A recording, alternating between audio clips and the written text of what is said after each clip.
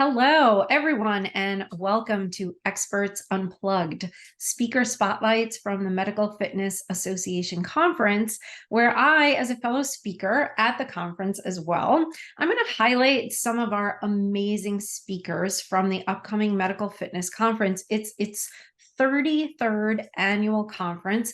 It's coming up November 1st to 4th, and it's going to be at the Baltimore Convention Center in Maryland. So I'm Joanne Newborn. I am CEO of Newborn Evolution, where we transform your organization's vision into real results through leadership coaching, training, and consulting for all levels of your organization. So today I am very excited to be speaking with Stacy Fritz about her talk, The Breath of Purpose: Unlocking Your Full Potential. Now, Stacy is on a mission to elevate employee health and well-being in the workplace by being connected and intentional cultures of well-being.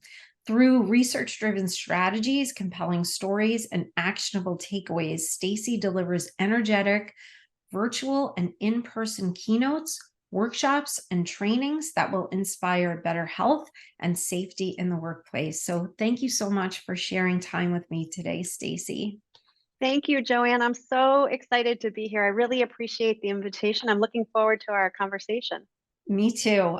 So tell me about your topic. It's really interesting. So I want to learn more about it. Yes. Well, the breath of purpose, unlocking your full potential, is really drilling down on the power of your breath. The breath is one of those things that I think that we obviously take for granted. We all do it every single day, between 20 and 25,000 breaths on average per day we each take. But here's the thing, most of us are really unaware. And so in order to be able to do what's called self-regulating the body, we really need to understand what an important role, both physically and metaphorically or symbolically, that the breath plays in our life. That includes at work and at home. It's just the word balance. And when the breath is not balanced, some really not great things can happen, both physically and, like I said, in how you show up in the world. So I'm very passionate about the breath, and I'm very passionate about this topic because I will be able to not only explain more about the breath in and of itself and how to take a better breath, but then also how your breath can support you showing up in a fully expressed, beautiful version, or a much more beautiful version of yourself if you're unaware of how much breath can impact. So that's amazing. I always think about that because I know I'm a shallow breather, and so I have to be really conscious about it. But You are not alone. You are not alone, Joanne. Most of us in this culture are what we would call shallow or constricted breathers, and not tapping into our full capacity to take a better breath. so tell me a little bit more about why breath is so important. Right, right. So beyond the obvious, we need our Mhm. breaths to Right. sustain. But I start this topic off with a really unique way of looking at it. Now, it may seem obvious, but when I deliver this information, I can see in people's eyes that they're like, "Oh my gosh, I never thought of it." If you think about the breath, that our inhale, our very first inhale, is when we are born. We have this space, which is our life, and then we have our exit from this physical plane, our death, and that is an exhale.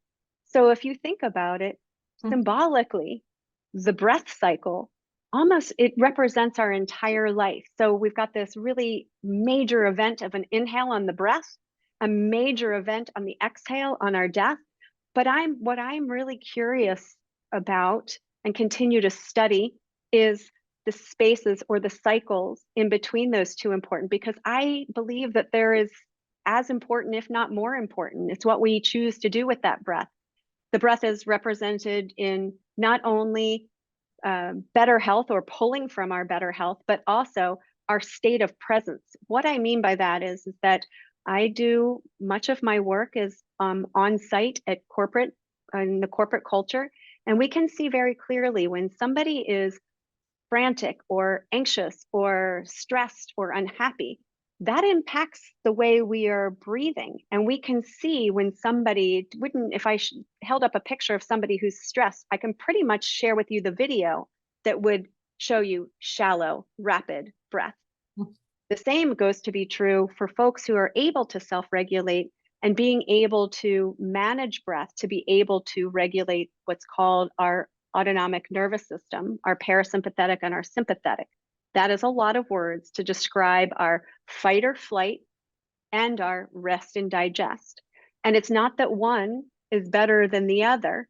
It's just that we need to recognize how much control we have over these two items. Yes, it's autonomic. Yes, it's automatic that we breathe, but I don't think we realize how much control we have to manipulate these two to be able to not only energize, but then also calm down. Super important in the workplace and in our home environment.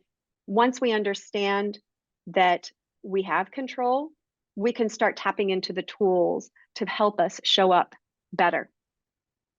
Yeah, that's great. And I've been learning a lot about the parasympathetic and the sympathetic, and we spend way too much time in our sympathetic nervous 100%. system. It's Yeah. really frightening. I remember hearing someone say, your body can't digest its food when you're Yeah. in sympathetic.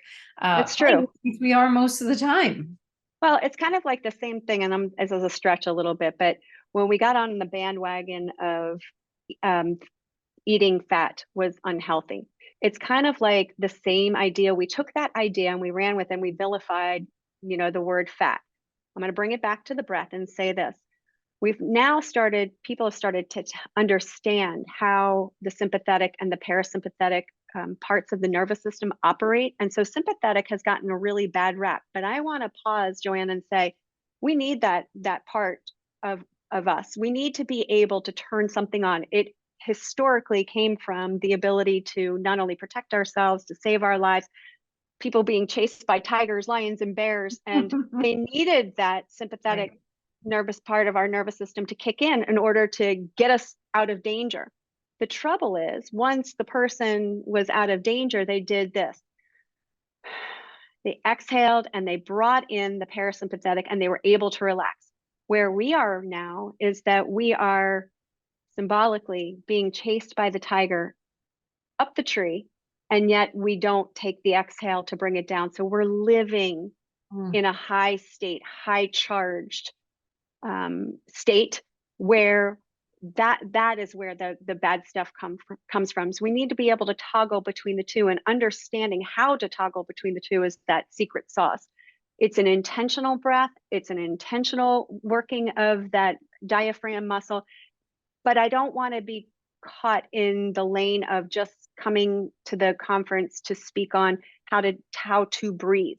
There's a backstory.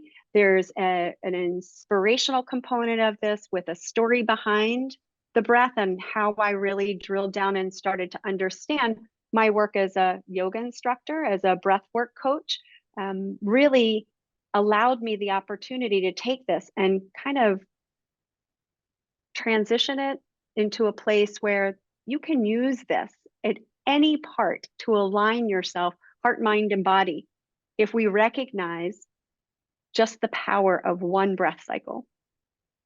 Amazing. So how did you get into focusing on breath?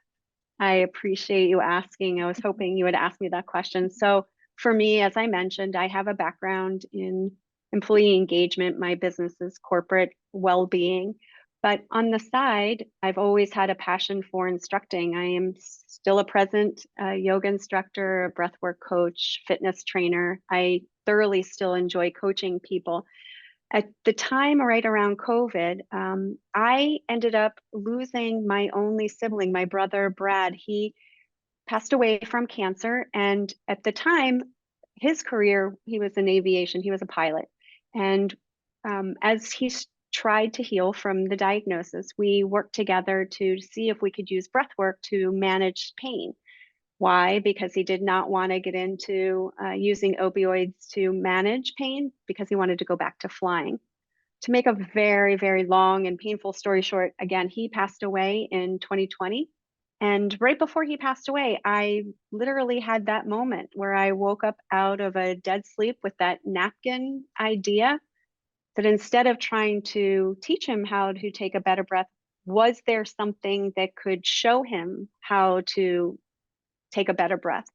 So that was the first idea for my new product, which is the Vita Ball. And the Vita Ball, Vita standing for life, the Vita Ball is a handheld tool designed to help you manage daily stress and anxiety using 5 different breath techniques. And the ball you hold in your hand, and you take an inhale as the light and the vibration exhales, and it increases, and then you exhale with the vibration and the light on the exhale. It is a way that is a non-tech, non-medication, very easy to use, visual, and then also kinesthetic cue to help you learn how to breathe deeper, to breathe better, to breathe more intentional. My brother did pass away before the product came to life, and Joanne, I'm waiting. Products in manufacturing, and should be here late fall for people to use. And my hope is the Vita Ball will be in everybody's hands, in particular our folks that are on the cancering journey, to be able to understand that we have more control than we think. Amazing. And I'm sorry, really sorry about your brother. Thank you. I do Yeah. love the concept though of just, even being able to have that on your desk to take some, breaks throughout the day, or just a reminder to breathe, because that is something we need. So it sounds wonderful. Yeah. And well, and like I appreciate the shout out about what myself and my family have been through, but in a very strange way, Joanne, this product has brought him along for the ride. I use the tagline about elevating your health by the power of the breath. My brother was a pilot, and so I work on this every day. And it's so strange because now that we are beyond that initial grief phase, I actually have a lot of joy about the Vita Ball, because I do think that it will impact lives, and my brother will be able to stay with us, in our hearts, forever. And giving back to that community is super important to me. Oh, it's really beautiful. Mm, Thank you for thanks. sharing that. And thank you for spending this time with me today. I just want to tell everyone that Stacy is going to be speaking on Saturday, November 4th at 11 a.m. at the conference. So be sure to catch her, because this is a fascinating topic. And I will be speaking on Friday, November 3rd at 8:30 in the morning. I'm going to be speaking about creating rock stars, evolving into a high performance team. So let's have breakfast together, bring your coffee, come join me, so that you can create a team that's going to allow you to be able to do what you do best. They're going to allow you that, and they'll take care of the rest. So there's a lot of power in teamwork. Thank you so much, Stacy. I really look forward to seeing you in November. I appreciate it, Joanne. I can't wait to hear your talk on Friday, and I'm looking forward to connecting with you at the conference. Appreciate you doing this. Yeah, me too. Thanks.